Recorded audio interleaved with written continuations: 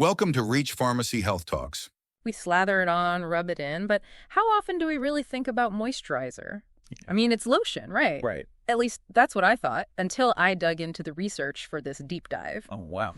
We're talking medical journals, scientific studies, all that good stuff. Okay. Today, we're getting into the nitty-gritty of soft skin and why moisturizer is about way more than just vanity. It's funny how we tend to underestimate those little bottles and tubes, right? Yeah. We think of it as a luxury. But moisturizer is actually so essential for healthy skin, Totally. especially if you're dealing with, like, inflammatory conditions, Yeah. dermatitis, psoriasis. Right. And the science behind how it all works is pretty amazing. Yeah, I, never thought about the mechanics of it, just whether a lotion felt good or not on my skin. Right. So let's start with the skin barrier, Okay. this unsung hero of our bodies. What is it, and why is it so important to keep it happy? Well, the skin barrier, it's like this shield, right, made up of lipids and cells, and it's our first line of defense against the world. Basically, it keeps the good stuff in, like moisture and all the bad stuff out, like irritants and pollutants. Yeah. And when it's not working properly, you get dryness, itching, inflammation, all the things we don't want. Makes sense. Yeah. And that's where moisturizer comes in to save the day, right? Exactly. But it's not one size fits all. Right. Our research broke down moisturizers into three main ingredient categories: occlusives, humectants, and emollients. Okay, yeah, let's break those down. Let's start with occlusives, which basically act like a physical barrier on top of the skin, like a lid on a jar, trapping moisture and preventing evaporation. It's a good analogy. That's why my grandma swore by petroleum jelly. Yeah. Speaking of which, did you know that petrolatum, the main ingredient in Vaseline, was originally discovered as a byproduct of oil drilling? I know, it's kind of a weird one, right? It's true. They found this goo on oil rigs and were like, what if this is good for something? Exactly. And turns out that goo, really good at preventing water loss, which is why it's still used in so many skincare products today. Talk about humble beginnings. Right. Okay, so we've got occlusives locking in moisture. Then there's humectants. I've definitely seen that on labels. What are those? Humectants, think of them like moisture magnets. Okay. They don't block water loss, but they draw moisture from the air, from deeper layers of the skin to the surface, Interesting. keeping your skin hydrated. Like drink more water, but for your face. Exactly. Our sources listed glycerin, urea, and hyaluronic acid as humectant all-stars. Are those the ones to watch out for? Those are great ones to remember. And, urea is really interesting because the effect actually changes depending on its concentration in a product. Oh, really? Yeah. So at lower concentrations, it's a humectant, pulling in that moisture. But at higher concentrations, it actually becomes keratolytic. Okay, hold on. Before we go any further, what exactly does keratolytic mean? Ooh, good question. So a keratolytic helps to break down and exfoliate dead skin cells. Okay. Urea has this sort of dual nature to it. It can do both of those things. So at higher concentrations, it's like a gentle chemical exfoliant. Yeah, you could say that. Okay, that makes sense. So we've got occlusives locking in moisture, humectants drawing it in. What about emollients? What are they doing? Right. So the emollients, they're all about that smooth, soft feel. Okay. They work by filling in those little gaps between skin cells, smoothing things out, making the skin feel softer. So silicones would be a good example of that. Exactly. I did read, though, that just because something says oil-free doesn't mean it's silicone-free. You're right. You got to watch out for those sneaky marketing tactics. Right. Yeah. And, of course, we can't forget about plant-based emollients. Yeah. Shea butter, cocoa butter, all kinds of oils. Yes, love Those these. not only smooth the skin, but have their own benefits, too, right? Absolutely. All those vitamins, antioxidants, so good for your skin. Okay, so we've got our occlusives, our humectants, our emollients, this moisturizing dream team. Right. But I'm guessing it's not quite as easy as just picking one from each category and calling it a day, right? You're right. It's not that simple. Just like any good team, it's about finding the right combination for your specific needs. Right. And that's where things get even more interesting, I think. We can use this ingredient knowledge to choose a moisturizer for different skin conditions. Okay, so tailoring our moisturizer game plan. Exactly. Because our sources really dug into how conditions like atopic dermatitis, contact dermatitis, and psoriasis can benefit from specific moisturizer choices. For sure. Where should we start? Well, let's start with atopic dermatitis, or as it's more commonly known, eczema. Okay. And with this condition, that skin barrier we were talking about, it's chronically compromised. So like a wall with cracks and holes in it, A perfect way to put it. making it vulnerable to, irritants and prone to dryness. So for atopic dermatitis, we need to bring in the big guns, like intense barrier repair. Exactly. And our research points to a specific group of ingredients that are key for this. Ceramides, cholesterol, and fatty acids. Oh, wow. These guys, they occur naturally in our skin's barrier anyway. Okay. So moisturizers that contain these ingredients, sometimes they're called physiological lipid mixtures. Okay. They can really help to rebuild and reinforce that damaged skin barrier. So it's like giving your skin the building blocks it needs to heal itself. Yeah, think of it that way. I did see some discussion in the research about the possible downsides of using those physiological lipid mixtures long term. Right. Something about like our skin getting lazy. Yeah, so that's a good point to bring up. It's still an area of ongoing research, but the concern is that if we're always supplying the skin with these essential lipids through our products, it might, in some cases, downregulate its own production of them. So if we're constantly taking the elevator, our leg muscles might get weaker. It's a good way to think about it, yeah.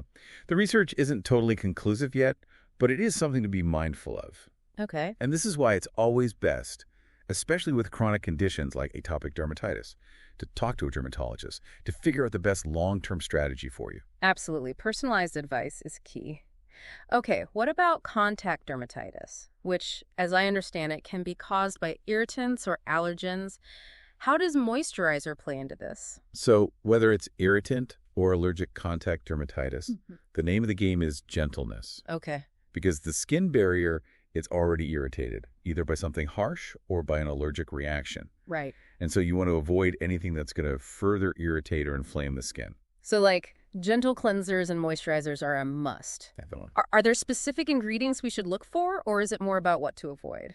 I'd say it's a bit of both. Okay. Like with atopic dermatitis, those physiological lipid mixtures, really helpful in repairing the skin barrier. But it's also super important to avoid fragrances, dyes, any potential irritants that could make things worse. So less is more in this case. Pretty much. All right, let's talk about psoriasis. Now, this is a chronic inflammatory skin condition Right. that causes those like thick, scaly patches of skin. Yes. What role does moisturizer play in managing that? It's really important to emphasize that moisturizers are not a replacement for other psoriasis treatments, like topical medications or light therapy. Okay. They're not going to cure it or anything, Gotcha. but they are a really important part of managing the symptoms. Okay, so they work in conjunction with those other treatments to address the dryness, the itching, the scaling, all of that. Exactly. And they can even make other treatments more effective. That's right.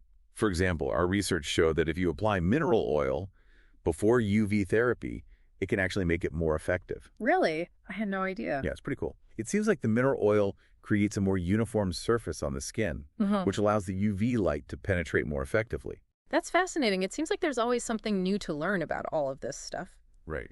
Speaking of new things to learn, I know we came across something about keratolytics being beneficial for psoriasis. Yes, Can you remind me what those are again and how they work? absolutely.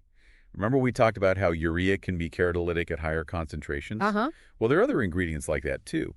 Alpha hydroxy acids, AHAs, and beta hydroxy acids, BHAs. Okay. They basically work by breaking down the bonds that hold those thick, scaly plaques together. So it makes them easier to shed, and you get smoother skin underneath. Okay, so this is all incredibly helpful. Good. But I have to admit, I'm feeling a little overwhelmed by all the options. Yeah, there's a lot to take in. So how do we actually choose the right moisturizer for our own individual needs? That's a great question, and something we're going to dive into right after this quick break. All right, so we're back. Before the break, we were talking all things moisturizer. Ingredients, how they work, how to choose. Right, it's a lot to remember. It is, but super interesting and useful too. So ready to jump back in. Yeah, let's do it.